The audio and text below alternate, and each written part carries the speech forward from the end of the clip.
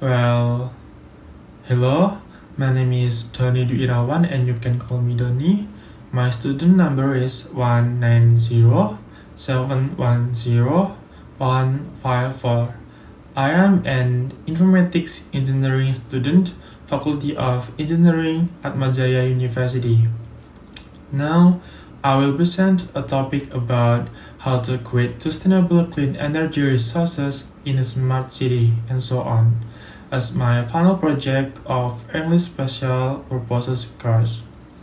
People in the world ever heard about a quote, by 2030, nobody will live in extreme poverty anywhere in the world.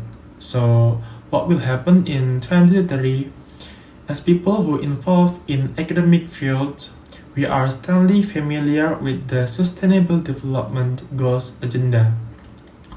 As a global development agreement, I am at ending poverty, reducing inequality, and protecting the environment. Our topic in this change is the sustainability of one of the goals of the agenda. We know there are many ways that can be done to help the government in achieving the goals of sustainable development. One of them is by pursuing and realizing one of the goals in the 11th goal point, namely building inclusive, safe, durable, and sustainable cities and settlements. This can be realized by creating sustainable clean energy resources in a smart city. So before we are going to discuss about how to create sustainable clean energy resources in a smart city, we have to know about the smart city itself. Smart city uses information and communication technology or ICT to improve operational efficiency, share information with the public, and provide a better quality of government service and citizen welfare. In line with the development of a smart city, cities in Indonesia continue to grow and develop. It is triggered by the level of urbanization. Data from the Badan Pusat Statistik or BPS shows that in 2010, Indonesians living in urban areas make up 49.8% of the total national population. This number increased in 2015 to 53.3%. The percentage of people living in urban area is expected to be 56.7% by 2020. Well, go back to our topic. Based on the Stephen Meyer and Michael Narodowski article titled Optimal Renewable Energy Systems for Smart Cities. Energy systems for smart cities will require, on the one hand, a much higher share of renewable energy sources for heat and electricity, and on the other hand, a high standard of integration of industry and utility supplying households and business. New technological options such as passive buildings, biomethane injection into grid, small-scale CSP with heat storage, and PV-driven heat pumps for heat provision also common strategies to supply larger settlements. As energy options become more diverse, heat integration of industry into cities becomes important from economic and ecological considerations. Establishing distribution grids in the face of diverging supply and demand profiles will further complicate planning of a smart city project. And in the face of these challenges, innovation planning tools will gain importance.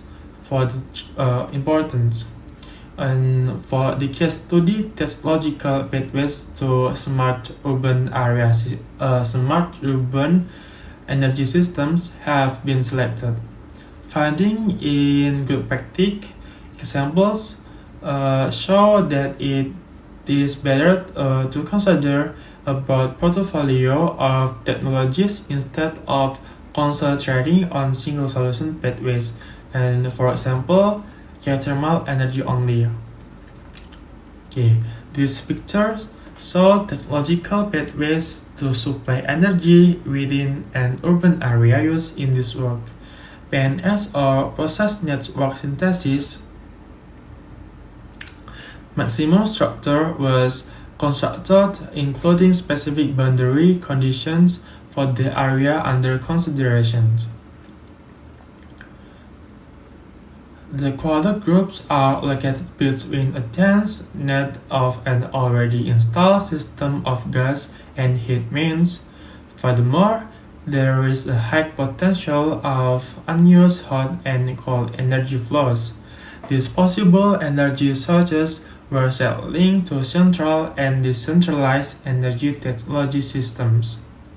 Distances for possible gas, cold, and heat energy transport pipes between energy suppliers and quadrant groups were crucial to calculate the cost for the prospective construction and installation of the pipes and grouped separately in supply areas determined as north-northwest, north-northeast, and north-south.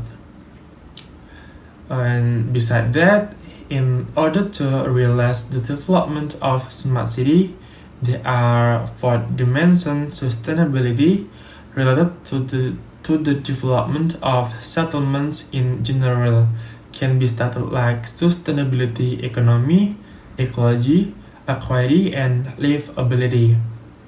So, based on this explanation, what aspect of the Internet of Things are applied in this system?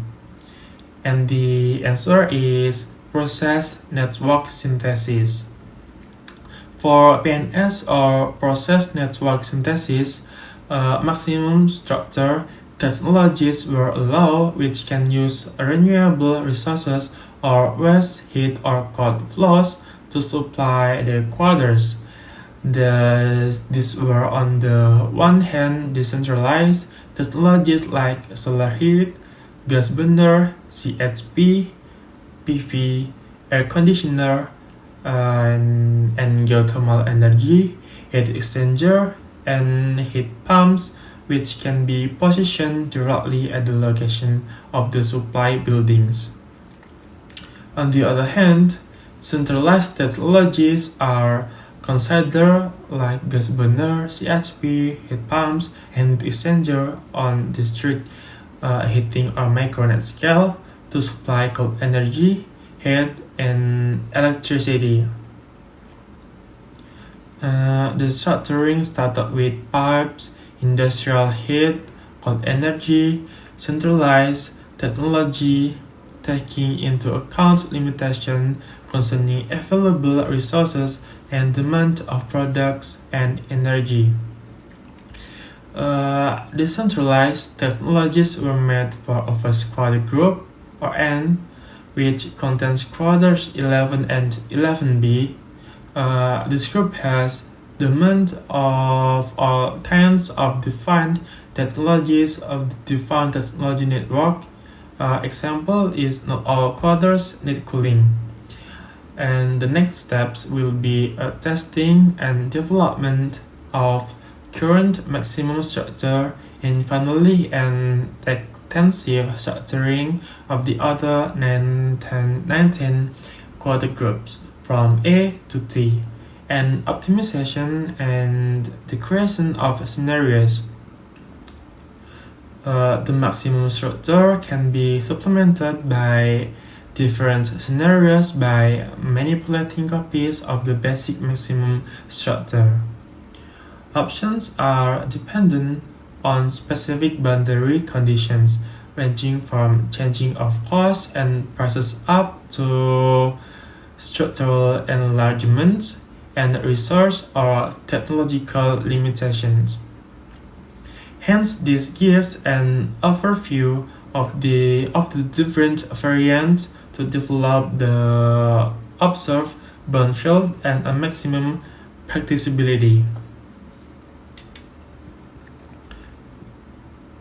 This picture shows how to recreate a significant energy supply system in a maximum structure of possible technological options. It was important to define quality groups, unused energy sources, and distance to possible injection points.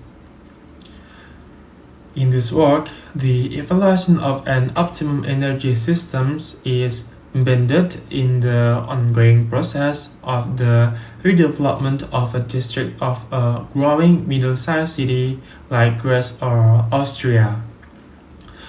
Different aspects of sustainable urban development, for example, external energy demand, external energy grid, economical demand, geographical optimum transport situation, etc., are under consideration.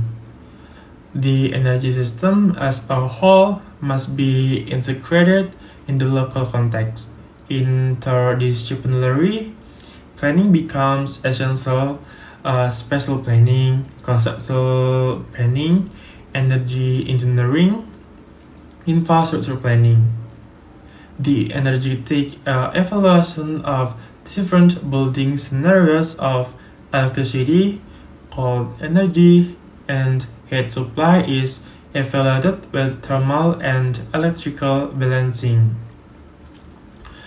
Uses of renewable energy sources like PV for local use shows the grade of energy autonomy of the brownfield area like raining house, an efficient and decentralized urban self-supply and on optimum use of the local energy helps to reduce emissions like carbon dioxide or CO2.